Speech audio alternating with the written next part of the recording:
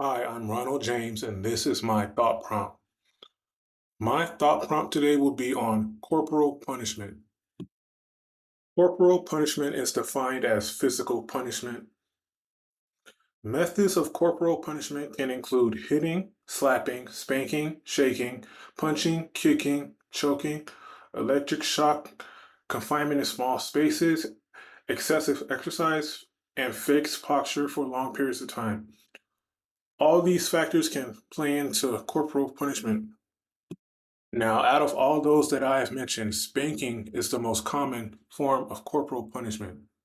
Spanking is something a lot of us have dealt with growing up, including myself. Now, whether or not I agree with spankings depends. I think, like many things in life, there's a spectrum. There is a spectrum for when it is okay and when it's gone too far.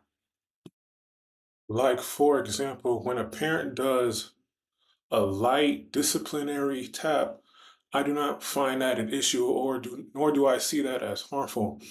But as soon as it crosses the line of just straight up violent abuse, I think that's where it's gone too far. Now, while opinions on this topic may drastically vary from people seeing absolutely no issue with it whatsoever to people thinking that it should never be done under any circumstances. Just like with a lot of things in life, there are pros and cons to everything, including corporal punishment. It can be a very reliable form of punishment when other forms of punishment have not been working. Now, granted, this is when it's used in moderation. Another pro of corporal punishment is that it sets clear boundaries and motivates children to behave. It punishes bad children in a quick and effective way that teaches them a firm lesson to not repeat similar behaviors. Now, with those many pros of corporal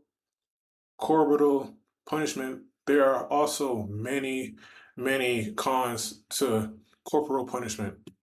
One of the big cons to corporal punishment, especially excessive corporal punishment, is that it can inflict long-lasting physical and mental harm to children.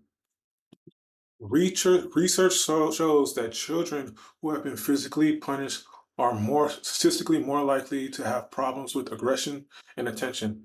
Studies also show that children who have been victims of frequent use of corporal punishment have had, have had higher risk of anxiety, depression, substance abuse, stress, and other harmful mental health struggles.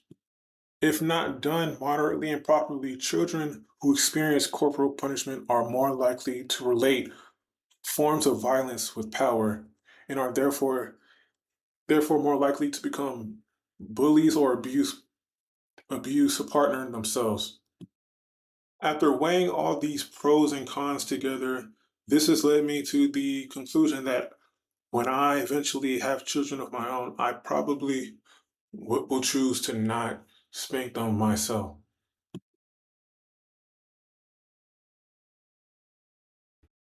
The reason why I will not be spanking my own children is because I do not think it is necessary, and I think there are way better methods to punishing a child. While I was moderately spanked growing up, and even though it never crossed the line of abuse, I feel like there was more effective ways I was punished growing up that benefited me way more than corporal punishment ever did. And for that reason, I think I will try out those methods on my own children. So, all in all, while moderate corporal punishment might be okay, I think there are way more effective punishments that will benefit your children way more and will not lead to any psychological problems. So, I'm Ronald, and this is my thought prompt.